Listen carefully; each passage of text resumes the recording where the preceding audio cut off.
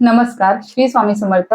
हल्लीच मी एक व्हिडिओ पाहिला होता इन्स्टावरती आणि इतका सुंदर व्हिडिओ होता. त्या ताईंनी खूप सुंदर माहिती सांगितली होती आपल्या माऊलींबद्दल. परंतु तिथे जे कमेंट्स करणारे व्यक्ती होते त्यांनी एवढ्या खराब कमेंट्स केल्या होत्या. जर तुम्हाला आमच्या माऊलींबद्दल काही माहिती नसेल किंवा इंटरेस्ट नसेल तर तुम्हाला आम्ही कधीही सांगितलेलं नाहीये की तुम्ही या आणि आमचे व्हिडिओ बघा. तर त्यांनी इतक्या खराब कमेंट्स दिल्या होत्या की तुम्ही ज्ञानेश्वराला कधी पाहिलात का? तुम्ही त्यांच्याबद्दल काय माहिती आहे तुम्हाला, की तुम्ही कोणीतरी सांगितलं ते ऐकून तुम्ही आम्हाला ज्ञान देताय. तर दादा, आम्ही तुम्हाला ज्ञान देत नाही. जे ज्ञान आम्हाला हवे आहे ते ज्ञान आमच्या माऊलींनी अगोदरच लिहून ठेवलेलं आहे. आम्हाला जी गोष्ट हवी आहे, ज्या प्रश्नाचं उत्तर हवं आहे ते पहिल्यांदाच आमच्या माऊलींनी आम्हाला देऊन ठेवलेलं आहे. त्यामुळे तुमच्या कोणत्याही कमेंटची किंवा तुमच्या कोणत्याही ज्ञानाची आम्हाला आवश्यकता नाही. परंतु आमच्या माऊली आहेत की नाहीत ते आम्हाला माहिती आहे. आळंदीमध्ये आम्हाला ती स्पंदने किंवा आम्हाला ती ऊर्जा जाणवते. आणि राहिला तुमच्या प्रश्नाचं उत्तर, तर मी ते तुम्हाला नक्कीच देण्याचा प्रयत्न करेन. मला ते उत्तर जसं मिळालं आहे तसं मी तुम्हाला ते उत्तर पूर्णपणे वाचून दाखवण्याचा प्रयत्न करते, जेणेकरून माझ्याकडून सांगताना कोणतीही चूक होऊ नये. तर डॉक्टर रघुनाथ नारायण शुक्ल यांनी हे पुस्तक लिहिलेलं आहे आणि त्याच्यामध्ये त्यांनी लिहिलेलं आहे की अंधश्रद्धा निर्मूलन कार्यकर्ते जे आहेत ते कशा प्रकारे ज्ञानेश्वरांची जी आपल्या समाधी आहे, संजीवन समाधी आहे, त्या माऊलींच्या समाधीवरती त्यांनी कशा प्रकारे प्रश्नचिन्ह उभं केलं होतं आणि त्यांनी त्यांचं उत्तर कशा प्रकारे त्यांनाच दिलं. तर हे जे लेखक आहेत डॉक्टर रघुनाथ नारायण शुक्ल, हे वैज्ञानिक आहेत. ते असे कोणतीही अशी व्यक्ती नाही जी तुम्हाला हे उत्तर देते आहे. अंधश्रद्धा निर्मूलनाचे कार्य करणाऱ्या कार्यकर्त्यांना त्यावेळी असे वाटले की जर ज्ञानेश्वरांनी जिवंत समाधी घेतली असेल तर आज खाली ज्ञानेश्वर शरीर रूपाने असतील का, जिवंत असतील का? नसल्यास त्यांची हाडांचा सांगाडा तरी त्या ठिकाणी नक्कीच असला पाहिजे. त्या ठिकाणी आपण खोदकाम करून पाहावयास हवे. जिवंत समाधीबद्दल म्हणजे संजीवन समाधीबद्दल सविस्तर माहिती असणे गरजेचे आहे. अंधश्रद्धा निर्मूलन करणाऱ्या कार्यकर्त्यांनी अगोदर संजीवन समाधी म्हणजे काय हे जर जाणून घेतले असते तर त्यांना समाधी उकरून काढण्याची आवश्यकता भासली नसती. वैज्ञानिक शास्त्र इतके प्रगत झाले आहे की वेगवेगळ्या मापकांच्या सहाय्याने आत काय आहे किंवा काय नाही, नसल्यास का नाही आणि आहे म्हणतात तर ते नेमके काय हे कळते. डॉक्टर वैज्ञानिक रघुनाथ शुक्ल सकाळी लवकर काही ठराविक माणसांना बरोबर घेऊन ती अंधश्रद्धा निर्मूलन करती जी माणसं आहेत ती येण्यापूर्वी आळंदीला पोहोचले. इतरांना कुणालाही याची कल्पना त्यांनी येऊ दिली नव्हती.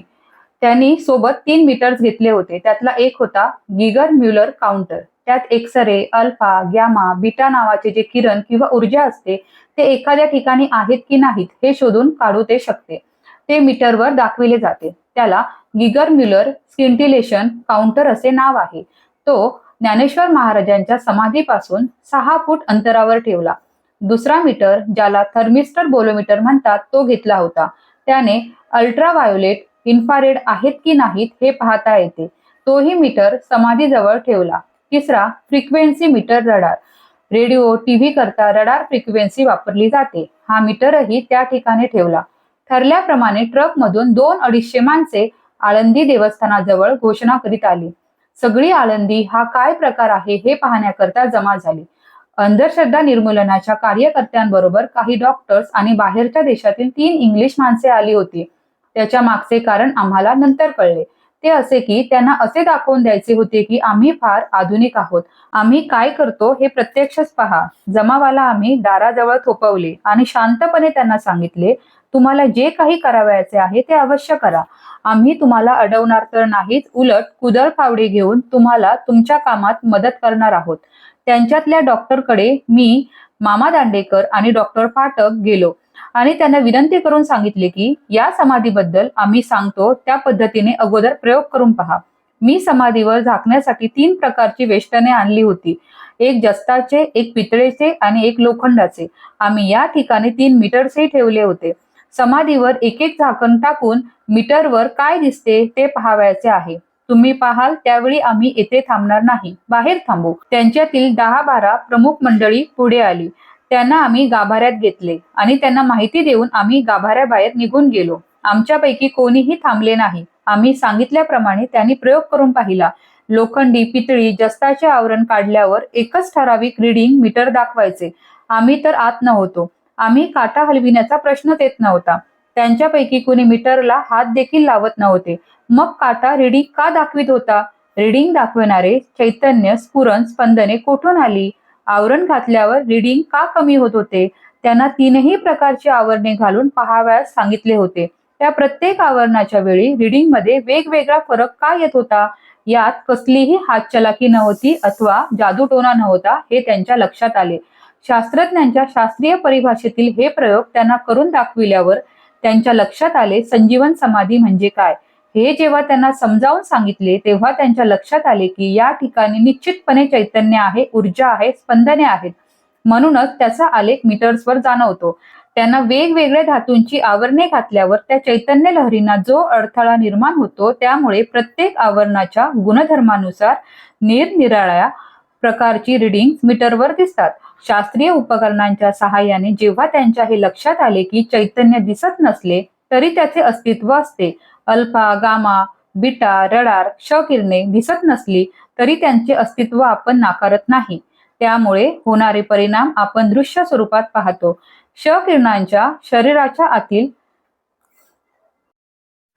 क्ष किरणांमुळे शरीराच्या आतील फोटो काढला जातो हे दृश्य झाले. पण मग क्ष किरण दिसले नाही म्हणून त्यास नाकाराल काय?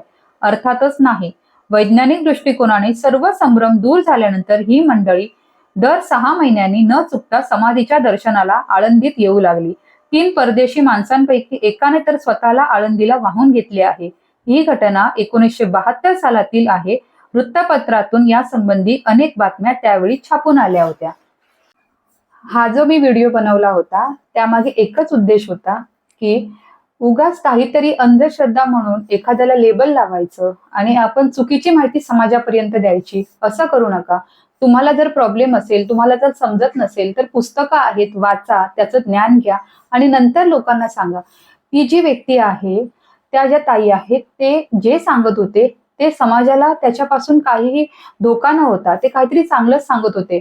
आमच्या संतांनी जे सांगून गेलेलं आहे, त्या संतांनी जे आम्हाला जे काही सल्ले दिले आहेत किंवा जे ज्ञान दिलं आहे ते आम्ही तेवढ्या चांगल्या प्रकारे एक्सप्लेन नाही करू शकत. आमची तेवढी पात्रता नाहीये की त्यांनी जसं सांगितलंय तो जो उद्देश होता तो आम्ही समाजापर्यंत पोहोचू. पण आम्ही जी आमची बालक बुद्धी आहे, जी लहान मुलाप्रमाणे आम्ही जो काही त्यांचा विचार करू तो आम्ही समाजापर्यंत पोहोचवतो. तर त्यामध्ये तुम्ही तुमचं अज्ञान टाकून आम्ही कशा प्रकारे चुकीचं सांगतो हे सांगण्याची गरज नाहीये. आणि जर तुम्हाला नाही पटलं तर व्हिडिओ नका बघू तुम्ही. कोणीही तुम्हाला जबरदस्ती केलेली नाहीये. इथं प्रत्येकाला व्यक्ती स्वातंत्र्य आहे. प्रत्येक जण आपलं मत मांडू शकतो. पण असं नाही की तुम्ही त्याच्या आयडी वरती जाऊन त्यालाच काहीतरी चुकीचं बोलाल.